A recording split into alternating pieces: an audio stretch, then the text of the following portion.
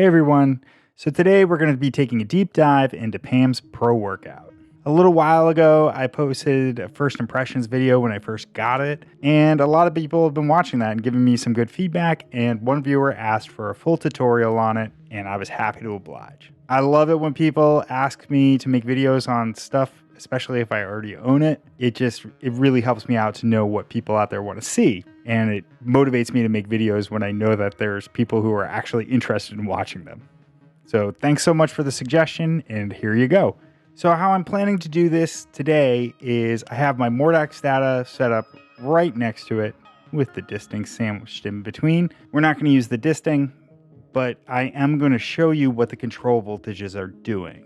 So I'm sure there's other videos out there who use sounds to describe it, but considering this is a video and just a tutorial, I actually think it's probably better to explain it using the oscilloscope. But before we even get there, let's talk about how the menu works and how everything operates. So first of all, I should mention the screen is really small. I'm going to try and stay out of the way, but you can see with my fingertip, it's about the size of my finger. With that said, this screen is surprisingly easy to read and use. When you compare it to my disting, I find the disting kind of difficult. It's something I sort of deal with to use the module because it has so many uses. With Pam's, it just doesn't bother me at all. And I typically hate screens. So let's just talk about navigation in the main menu. So when you bring it up, so I just reset everything. That's why the numbers changed. But so when you first bring it up, it should look like this. And how the menus work and how the operation basically works is you have this one control knob and a button. And this also has a button on it. And so if we turn it, you'll see that the main menu screen goes through our 8 outputs, 1, 2, 3, 4, 5, 6, 7, 8, and then this clock BPM. Now each one of those has a sub menu to it, which you can access by pushing and holding this down. And to go back to the main menu, you just simply hold it down again. And if we want to change whatever value is there, we do a short press, it changes color, and then we can adjust the value. And a short press again.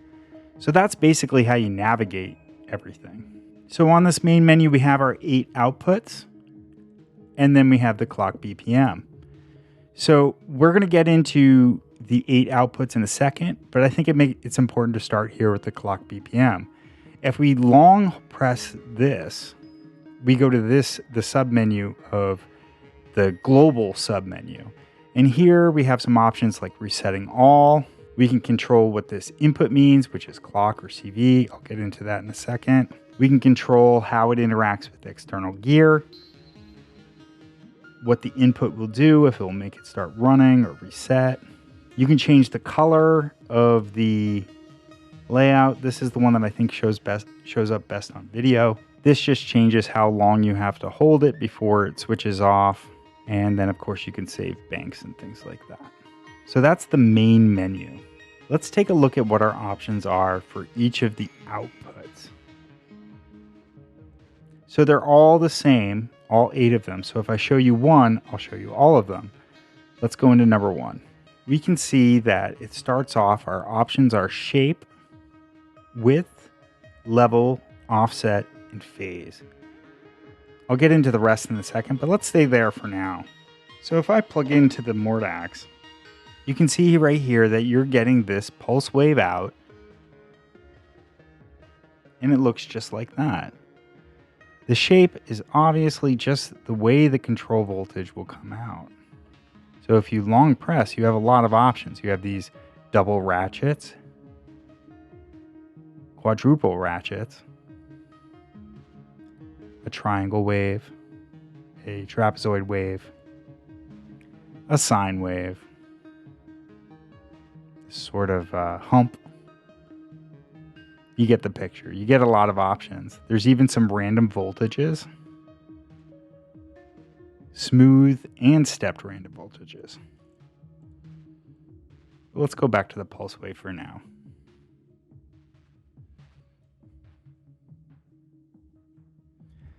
So I should add too that right now the multiplier, the main menu, is just at 1. So this is going on quarter notes. But if I were to turn this up to say 4, now it's going significantly faster. And you can see it on these LEDs. So in its most basic form, this is what PAMS does best. It's just kind of like a clock divider or a clock control that you have 8 independent outputs that you can make divisions or multiples of your clock. But it's also so much more. You can really manipulate these control voltages and do all kinds of crazy stuff. So let's take a look at that. Not only do you have a bunch of different shapes you can use, but you can change the width of this pulse width. And so if I increase this to, say, 95, you'll see that the pulses are very wide. And if I wanted it just to be a trigger and very, very, very, very small, you could just even turn it down to 1%. Doesn't seem like that's coming up enough, maybe 4%.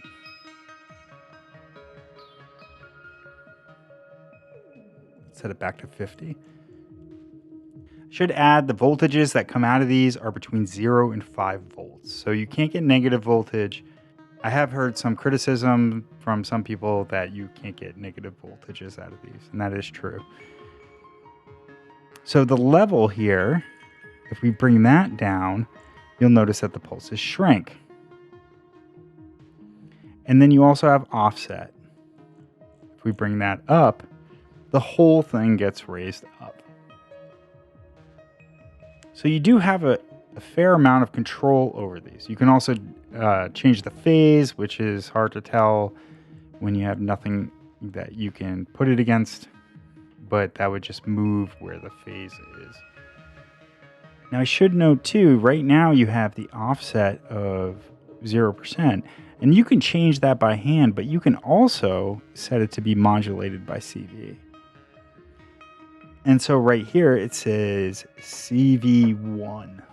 There's also CV2. First I thought it was CVI and I could not make any sense out of it.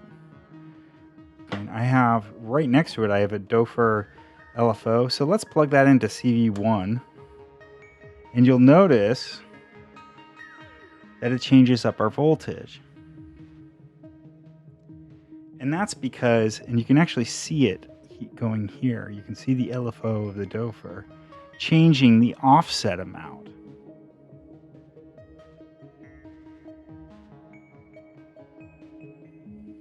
And that's how the CVs work, is that many of these functions, rather than setting in a percentage, you can just set it to be controlled by CV1 or CV2. Now you could even, you have this clock and run button. Right now it's grayed out and you probably can't read it, but it says CV not enabled. And that's because in that global settings menu way at the beginning, you could set the clock input to not only just be a clock input, but to you could set it to be a CV source. So that would be handy if you're using PAMS as your master clock. You don't need anything plugged in there, so you can turn it to a CV source and use it to modulate something else. But if you did want to have PAMS be like a slave and the clock being controlled by something else, then you would want to leave this at clock. And of course, you couldn't use it for something else.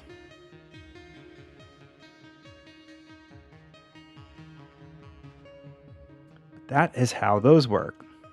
Let's move on to some of the other interesting features. Probability. This one's pretty obvious. You can set the probability of any of the outputs, but it's just setting how often it will trigger. So if you set it to 50%, it will randomly trigger 50% of the time.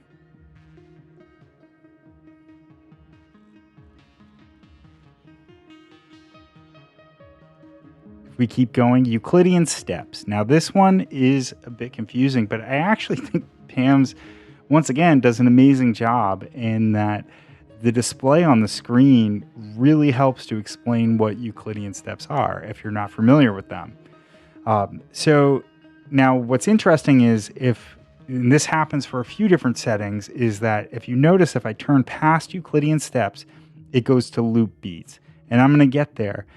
But if we enter something in for Euclidean steps, then there's going to be additional menus added before loop beats, because we're going to have to enter in multiple things for Euclidean steps. So let's go ahead and do that. Just a really brief explanation of Euclidean steps. It's that you take a number of triggers or a number of steps, and over a certain amount of time, and you spread them out evenly. So that's kind of like a brief overview. So here we can take the steps as the amount of time. So let's just say 16. Now, once I've entered that in, rather than loop beats, now we have two more menus. We have Euclidean triggers and Euclidean pad and Euclidean shift. Sorry, three more. So the triggers, you can see on the screen, hopefully, that no matter how many triggers we enter in, it spreads them out evenly over the 16 steps. I mean, so this gets it's kind of boring when you have 16. I think it gets much more interesting with something like 13 or something odd like that. And you can see the Euclidean pattern laid out for you. So that's how it would trigger. And you can make really interesting kind of polyrhythms with this stuff.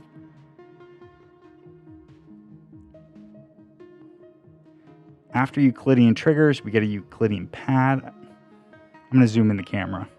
So I really hope this comes through well in the video. But if you put in a pad, you can see that there's shaded boxes that go underneath it.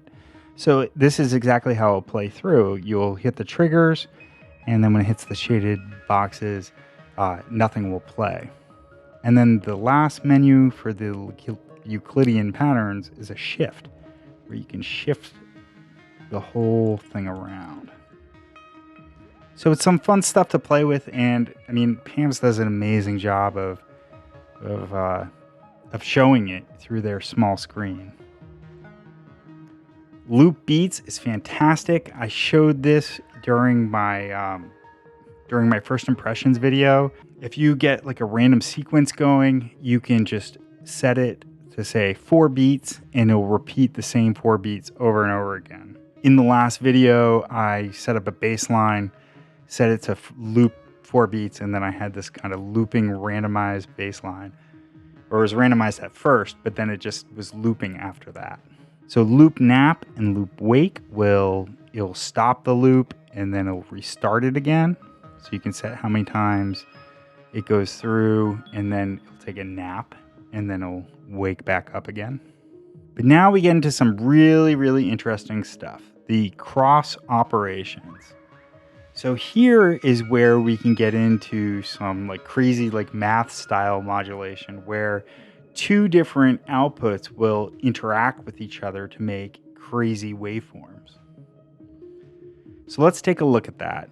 Now, what I should probably do, let's go to 2 brand new ones. So now we're on output number 2. And I'm going to plug output number 3 into the Mordax as well. Hopefully you can see it now. I forgot to zoom the camera out.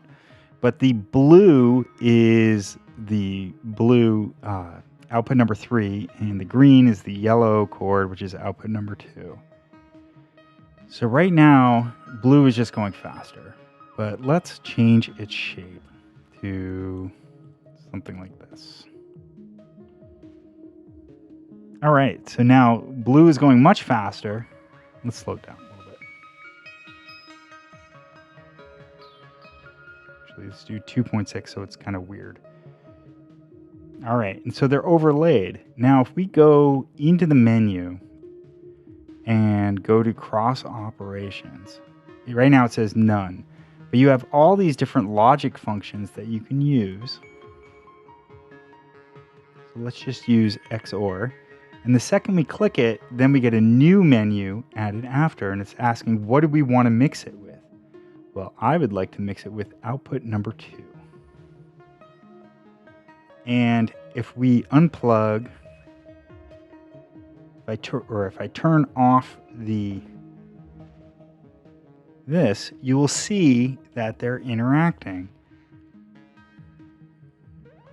Let's try a different value, maybe or.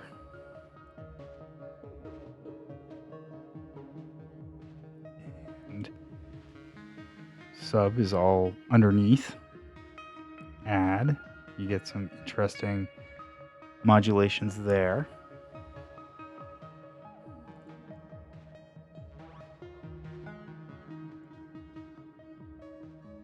And so there's all these fun logic functions that you can use. So if you have it, I strongly recommend just exploring and creating weird stuff. Sample and hold. There's hold. Multiplying mask. Mix. That one's pretty cool. Yeah, and it's just mixing the CVs together. So that is how the cross operations work. And of course you can also mix it with an external CV.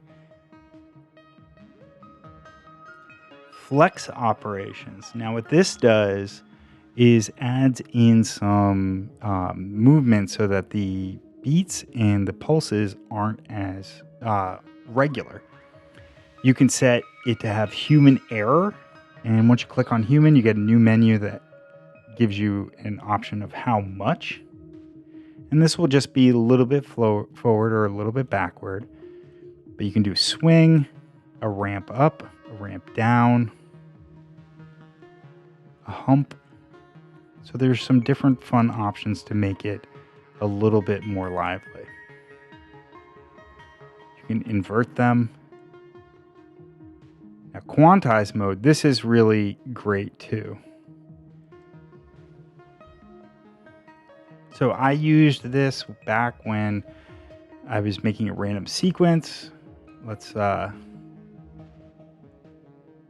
this back to, let's turn to 2, and then we'll go back here and put this on random voltage, a stepped random voltage, because that's what I've been using this for. And if you go in here, you have all the different scales that you might want. And you can also do user-defined scales. So if you click on a user-defined scale, you can do a long press and you can actually select which notes you want included in your user-defined scale. So if there's like a specific arpeggio or something that you want, or chord voicing that you want to stay within, you can do that. And I think that's the only one that I found where you actually long press to get into like a deeper sub menu. And lastly, you do have an internal scope. I find it really hard on that small screen, but it is kind of nice just to see what's going on. If you don't have something like Mordex Data or another oscilloscope, it works fine. And finally, you can load, save, and reset all of the individual outputs as a group, or you can do them individually. To do them individually, you just go into the sub menu of a specific one. Like if I wanted to save this 3-1, I could save it right here. And if I wanted to do the whole group, then I would go back to that main menu and go to the clock BPM and do it there. So that's pretty much a rundown of Pam's Pro Workout. I think I went through all of the features. It's extremely intuitive and easy to use. This is definitely one of those modules that I would recommend to a beginner, or if someone who has a smaller rig. It's just, I can see why it's so popular. So thanks so much for watching. Let me know what you think in the comment section. Don't forget to like and subscribe. If you are thinking about picking up Pam's, check out the affiliate link I have in the description for Perfect Circuit. It's a great way to support my channel. Doesn't cost you anything. Thanks so much, and I'll see you next time.